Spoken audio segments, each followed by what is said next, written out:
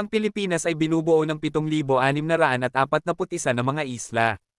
Ayon sa pananaliksik ng mga eksperto ay may natagpuan silang mga buto ng sinaunang tao sa isla ng Luzon at tinawag nila itong Homo luzonensis, na nabuhay 700,000 taon na ang nakalipas, at may natagpuan ang mga mananaliksik sa kuweba ng Tabon sa Palawan. Ito ay ang mga bungo ng mga taong Tabon na natuklasan ni Dr. Robert Fox na isang anthropologist noong 1958. Kasama ang kanyang grupo na nagmula sa Pambansang Museo ng Pilipinas at natuklasan nila na may edad na itong 22,000 taong gulang na, at nadiskubre din ng mga eksperto na ang kuweba ng Tabon sa Palawan ay mahigit kalahating milyong taon na nilang pinamamahayan.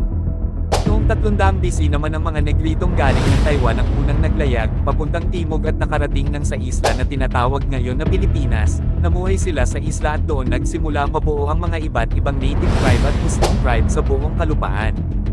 Ang unang pagtuklas ng mga Europeyong Kastila sa isla ng Pilipinas, noong ika-16 ng Marso, 1521. Tumawang ang mga galleon ng mga Europeyong Kastila sa isla ng humunhon sa timog silangan ng Samar. Ang pinuno ng ekspedisyon na iyon ay si Ferdinand Magellan. Tinanggap sila ng ating mga ninuno bilang mga panauhin at pagkalipas ng ilang araw ay nilisan nila ang humunhon. At naglayag sila papunta ng Limasawa at nadatnan nila doon ang raha ng Limasawa na sina Raha Colombo at Raha Siago. Tinanggap din nila ito bilang panauhin at bilang tanda ng pakikipagkaibigan ay ginawa nila ang santubuan noong ika-29 ng Marso taong 1521 at bilang tanda naman na napasa ilalim na ang isla sa kapangyarihan ng Espanya at Katolisismo, nagdaos ng misa at pinalagyan ni Magellan ng kahoy na krus ang isla at makalipas ang ilang araw ay naglayag naman sila Magellan papunta sa isla ng Cebu. Pagdating nila sa isla ay namangha sila sa kanilang nakita.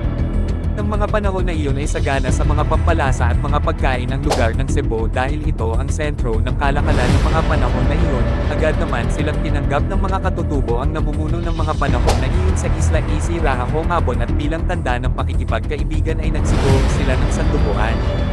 Dito din ginawa ang kauna-unahang binyag upang maging Katoliko, si Raha Humabon at ang kanyang asawa ang kauna-unahang bininyagan upang maging Kristiyano, at binigyan sila ng pangalan na Carlos at Juana. Pinagkaloob din ni Magellan ang isang Santo Niño kay Juana at nagtayo din sila ng kahoy na krus bilang simbolo ng Katolisismo. Doon ay pinalaganap ni Magellan ang presensya ng mga Kastila at Kristyanismo sa buong kapuluan.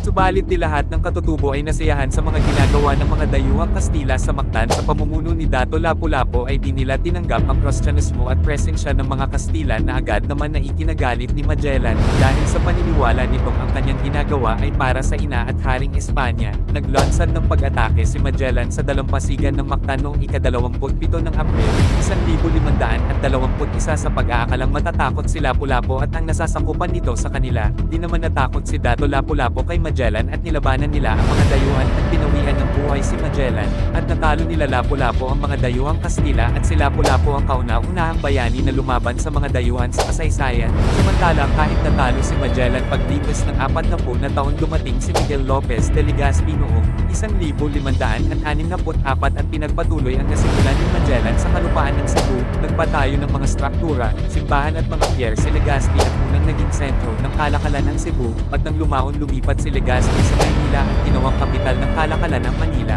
at tumagal ng maraming dekada ang presensya ng mga Kastila sa Pilipinas at isinunod naman ni Ruy Lopez de Villalobos sa pangalan ng Prinsepe ng Espanya ang pangalan ng Pilipinas na si Prince Philip II at naging hari noong 16th century. Hanggang namatay sa katandaan si Legazpi noong ika-Augusto, 21,572 at inilibing sa San Agustin Church at tumagal ng mahigit 300 taon ang pagpapahirap ng mga Frailing Kastila sa ating mga Pilipino bago pa nabuo ang himagsikan noong 1892. Mga ka-history, nagustuhan mo ba ang paksa natin sa araw na ito? Kung oo, i-comment mo naman ang iyong impression sa iyong napanood para mapag-usapan natin, at pakiclick na din ang like and subscribe button dyan sa ibaba. Maraming salamat po.